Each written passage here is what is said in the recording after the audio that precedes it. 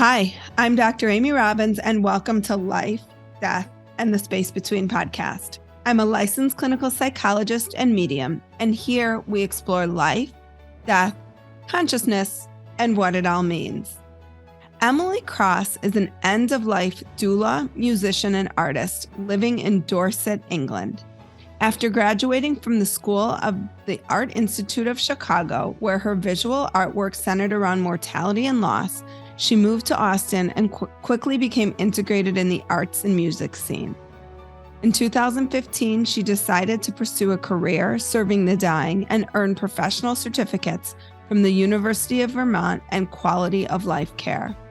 She established a personal practice in 2017 and brings her unique set of skills to her work with the dying and their families. She has recently relocated to Dorset, UK, and now practices her doula work in person and also online. There, she opened Steady Waves Center for Contemplation.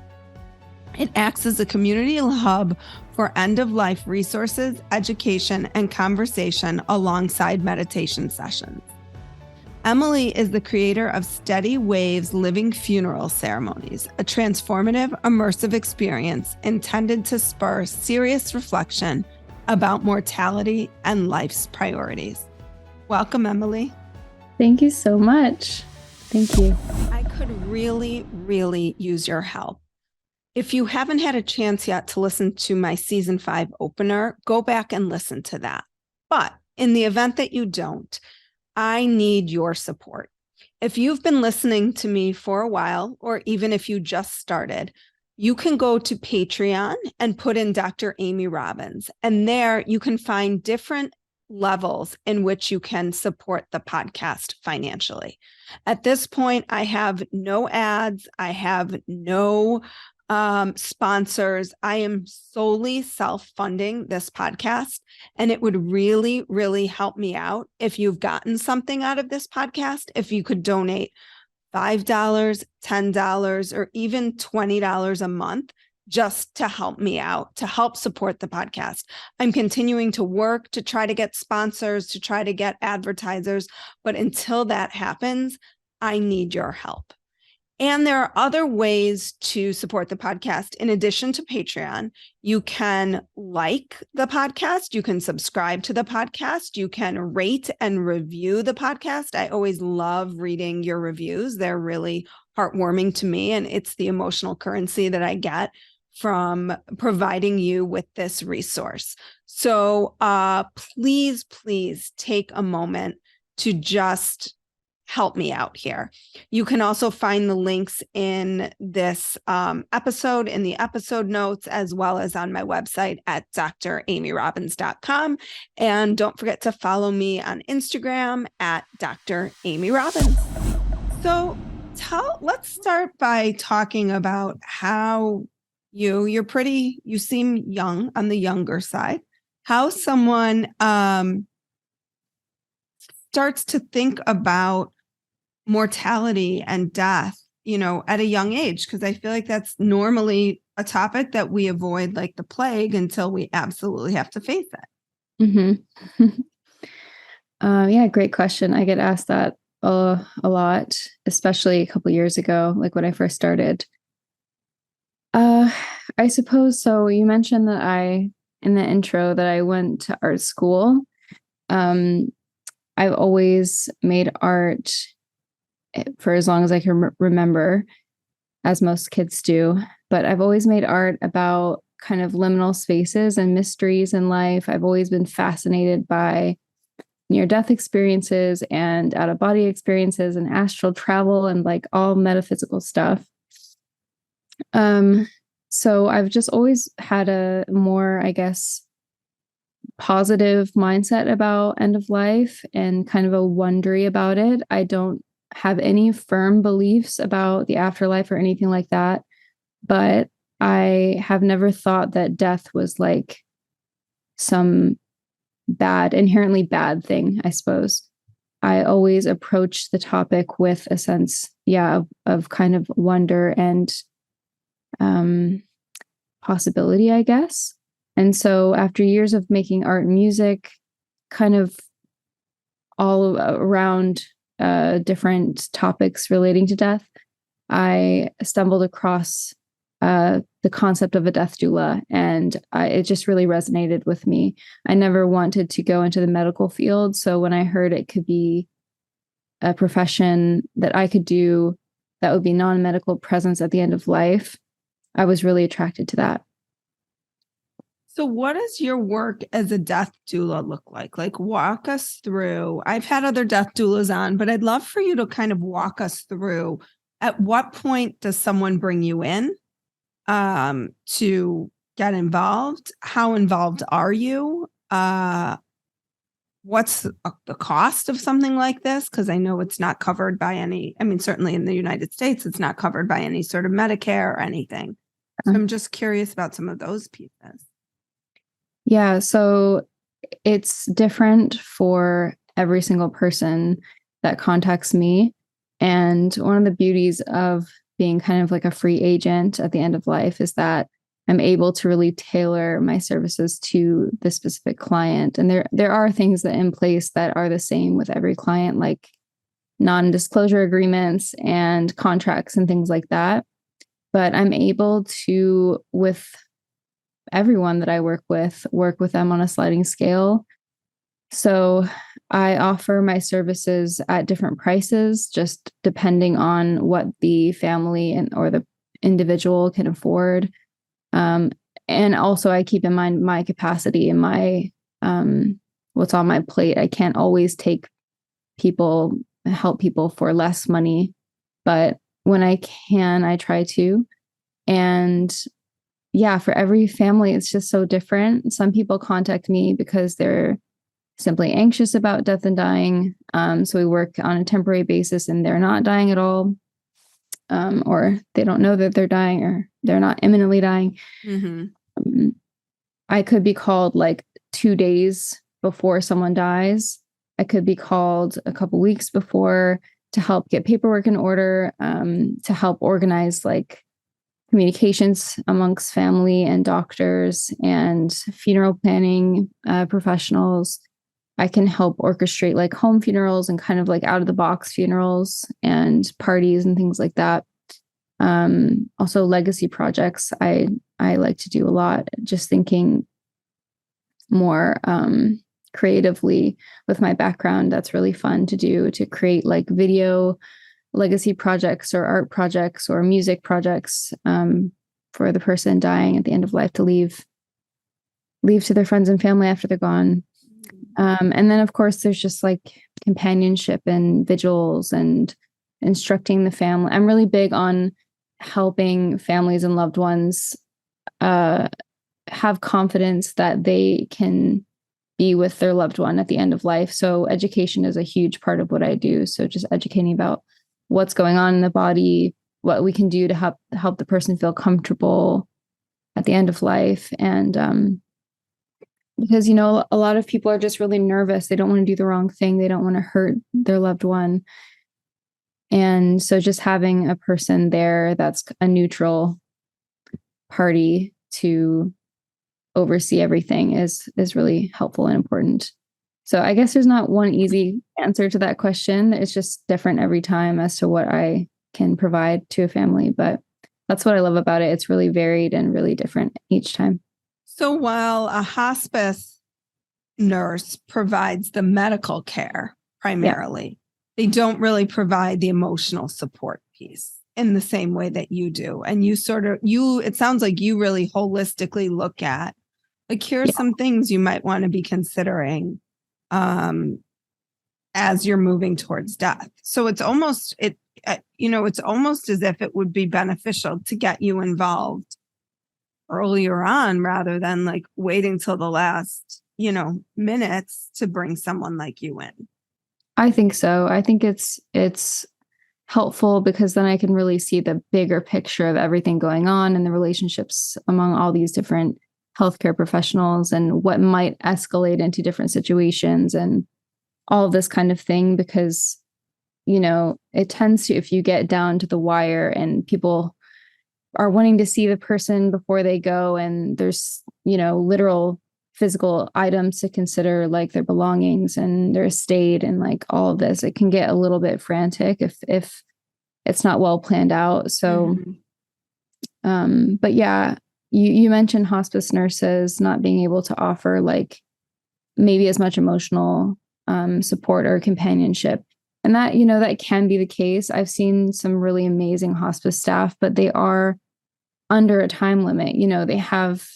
It's their job. They're under the umbrella of their organization, whether it be profit or for-profit hospice, and they have rules and regulations. Whereas I have my own professional liability insurance, but I, can basically do whatever I want for my own business and within the contracts that I've laid out, which are pretty flexible. So I have the benefit of being able to kind of float between all these other people and really have a big picture view of what's going on. What do you feel like sitting with people as they're moving towards death? What have been kind of your biggest lessons and takeaways about life?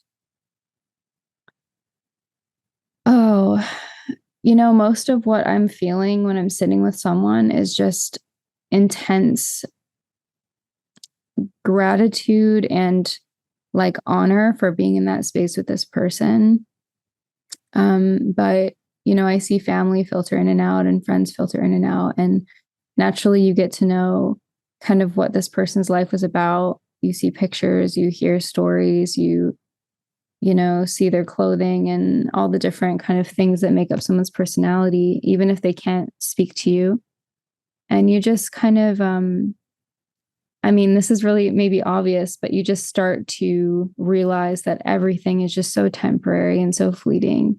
And it just makes you that much more grateful when you can walk out the door and like live your life. So that's mainly what it is for me. Mm-hmm.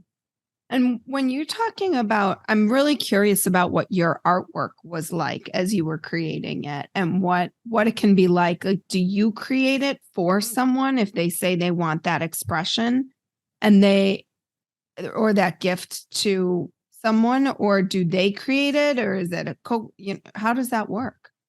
Yeah, any which way. So it can be someone just instructing me what their vision is and I can carry that out.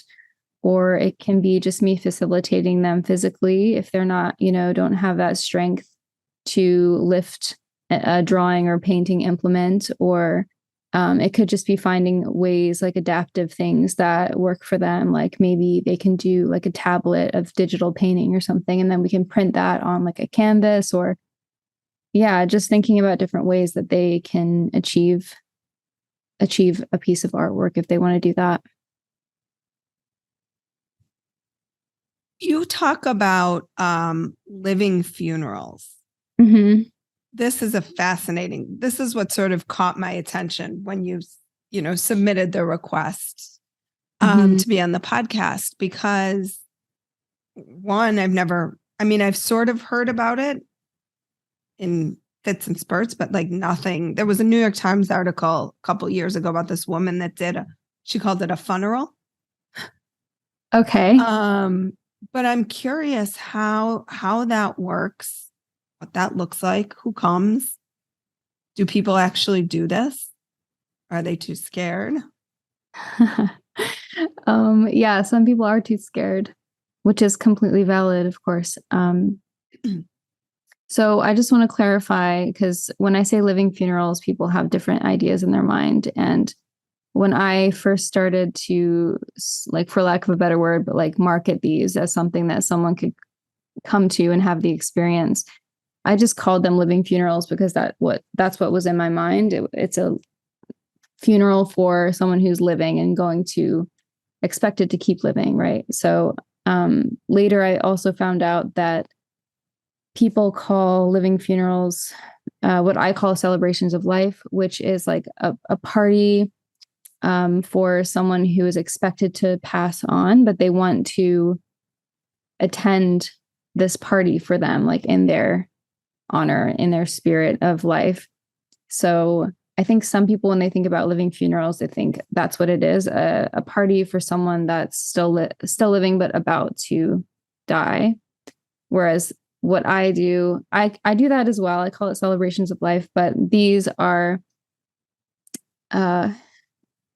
ceremonies intended to bring mortality really close in your mind, in hopes that you can clearly see life, your life, and the priorities very clearly, and maybe make some changes in life and foster gratitude. And what it is usually like a 2-hour ceremony, in person or on Zoom. And I do them with a coffin, like an actual coffin in person. But I also do them with shrouds. So people are covered with shrouds. And yeah, it's a very in-depth death meditation, basically. So those are what I'm going to be talking about. Is that kind of what you had in mind, or did you think it was more like the celebration of life? I honestly had no idea. So I'm really curious. Yeah, I'm really curious to like walk me through this. I'm already having like reactions to it internally. And I'm just, if other people are too, I would just encourage you to pay attention to whatever it is that you're feeling as you're talking about this. Yeah. So I first became aware that this was something that people could do back in, I think, 2016. A short video piece came out. I can't even remember. It might have been the New York Times. It might have been Vice or something. But essentially, it showed about like 30 to 40 people in a room. Each had their own coffin, and they were in funereal robes. They had their memorial picture in front of them. And this was happening in South Korea.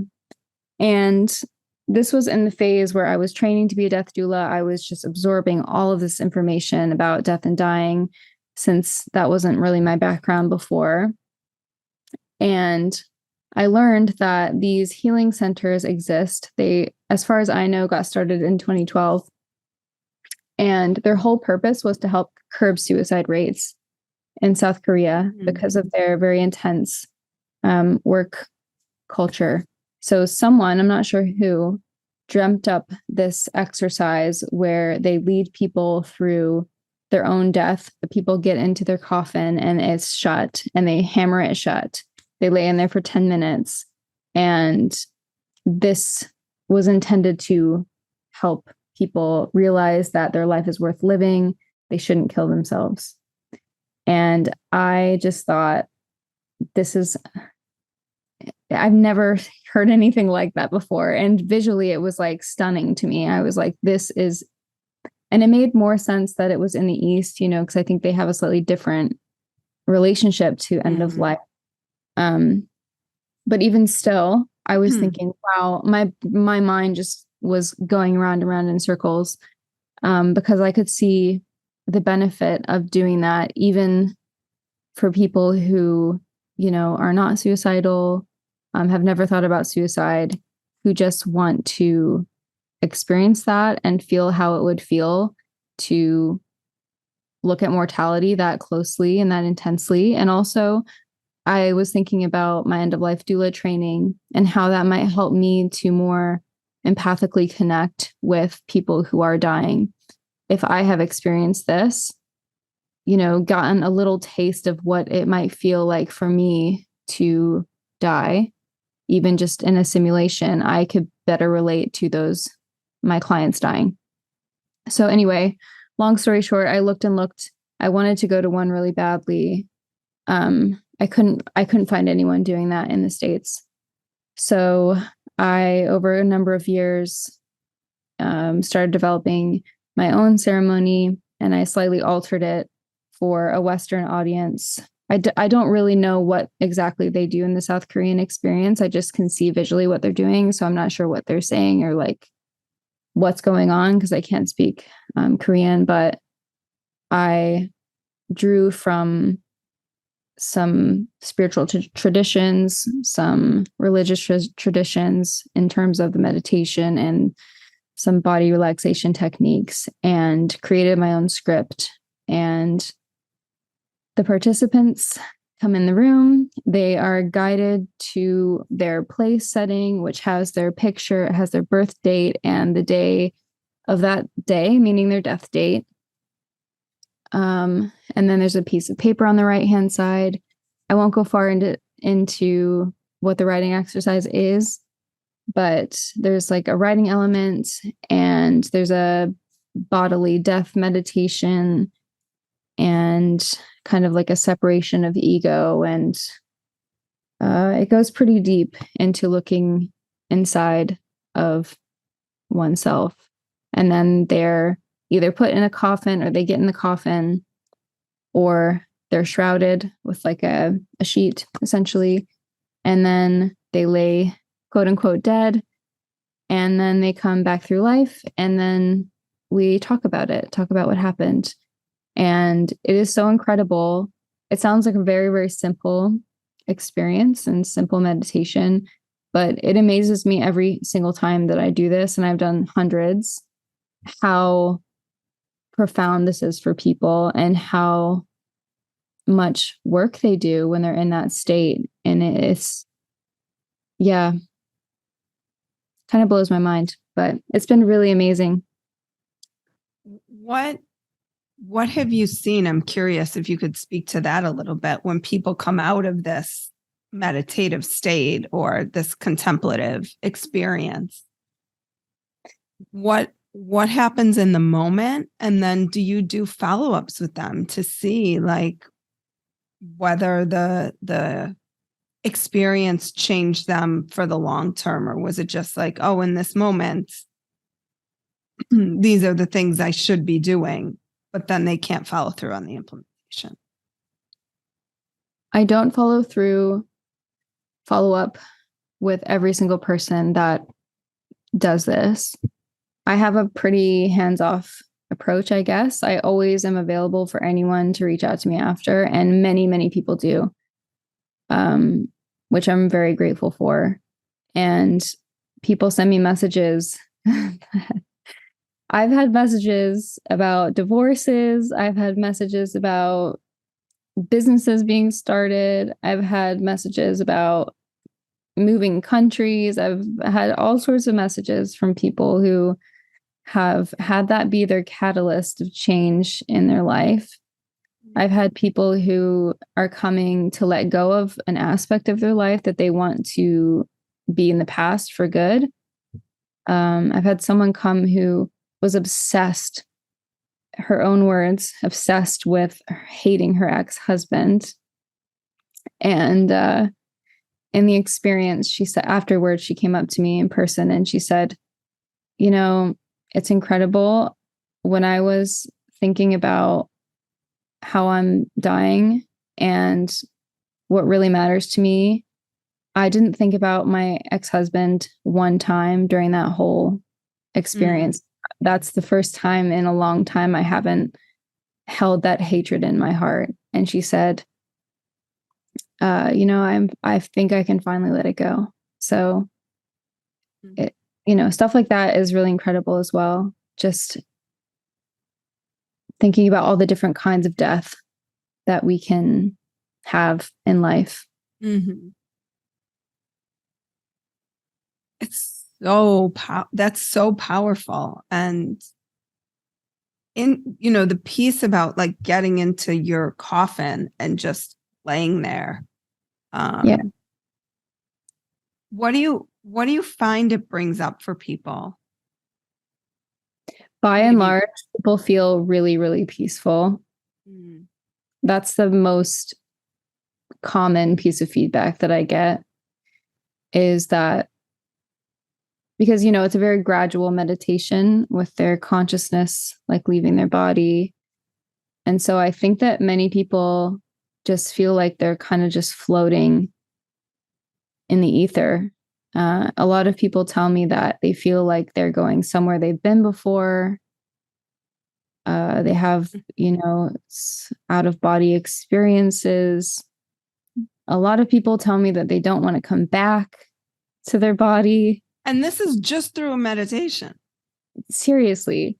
And I find it crazy because, those are the kind of things that all those years ago when I found out about near-death experiences, people say in near-death experiences a lot of the time, like overwhelming peace. They don't want to come back to their body. all this kind of thing. So yeah, it's pretty interesting. I think some people feel resistance, naturally. And it can get too real for some people. I've never had an experience where someone has, responded in a way that's very troubling or, concerning in any way. But some people have told me afterward, like they couldn't go as deep as they maybe expected to or wanted to because they just felt like it was too real. I got feedback once that this particular person was doing a lot of work about manifesting, like bringing things and essentially like willing things into her life. And when we were doing the body shutdown, she told me like I couldn't do that because I felt so strongly that if I did that, I would die. Which was interesting because I've never heard that before, but it makes sense if you're focusing on manifesting different things in your life, why someone wouldn't want to then, do the same thing, but with their own death. But wow. Yeah. And you created this all just based on this South Korean, kind of following what they had done. Yep. So visually, that's what struck me the most. These people all in a room, separately having this intense internal journey, but also surrounded by all these other people doing the same thing. It's very much like how we all die, like we all go through the same thing. It's like the most unifying experience. We all were born and we all will die. And all these coffins lined up and all these pictures with this flickering candles on the tables. I just thought, wow, that is something to look at. Like, that is incredible. And so that's the first thing that I tried to replicate is the visual of that. And like I said, I had to sort of adapt it because I was renting like yoga studios and community spaces and things like that. So I couldn't exactly carry in like 10 coffins or store 10 coffins in my house. So I had to figure out, okay, how am I going to do this? So I thought of the shrouds. And so I just would cover people head to toe with a linen, like a sheet. But in terms of the content of the South Korean funeral, there were like some subtitles of kind of what they were talking about, and then the people expressing how they felt during the ceremony. So that's all I really had to go off of. But it's such a simple idea that I was confident I could create something that was pretty straightforward and simple, but effective. And you said it's 2 hours about? Yeah, it depends on the number of people. So if there's like over 10 people, it tends to get longer. But if it's one-on-one, usually it's only like an hour and a half or so. 10 people, meaning 10 people who know each other, or just 10 people? Yeah, just 10 people.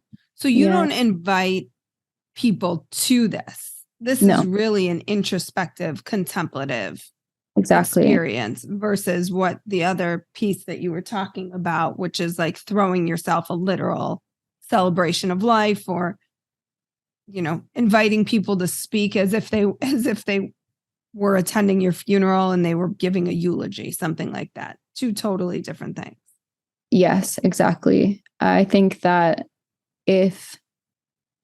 because I have had requests for people to come and have private one-on-one sessions, but invite their family. And I've had to kind of explain that it would be, I think, quite uncomfortable for a group of people to be watching someone be led through this meditation, have their like solo journey. I wouldn't say no, but I wouldn't suggest it necessarily. When someone requests that, I think they're just not fully understanding what it is, which again is this isn't like a normal thing people do. So it's understandable that people wouldn't know. Sorry, there's a just really big bang outside and I don't know what it was. But yeah, it's a solo journey. It's not so much something to invite family members to. Although some people do come and like they know some people there, they invite their friend or to do it as well. But usually everyone is a stranger. Well, Emily, if people want to learn more about your amazing work and what you do, and is this something they can do over Zoom or does it have to be in person? How does that work? It can be done over Zoom. I also train people to do this, to do the exact same thing that I do. So I think now I have about, I'm not sure how many are practicing right now, but probably a good handful, 15 to 20 people are actively leading these as well. But you can find all that info on my website. I have a list of practitioners who I've trained personally. And so if you wanted to go to one, locally in person, you just look at my website and see what the closest one to you would be. Or I do them in person and I also do them on Zoom. And where can people find you? At steadywavecenter.com. And that center spelled the American way, CENTER. Yes. Well, Emily, thank you so much for your time today and for really digging into this contemplative death practice, which is always I talk about that a lot on the show, but it's so important and beautiful work that you're doing to really move people into the space of not necessarily dying, but living much more meaningful, purposeful, love-filled lives. So thank you. No problem. Thanks for all the work you do too. It's all really amazing. Thank you. Thank you. Thanks for having me. Like what you heard today and want to hear more? Wondering what comes next and what it all means? Head over to Apple Podcast, Spotify, Stitcher, Google Play, or anywhere you get your podcasts and hit subscribe. Also, if you could take a minute to rate and review my podcast, I would really appreciate it. Stay tuned as we continue to explore life, death, and the space between.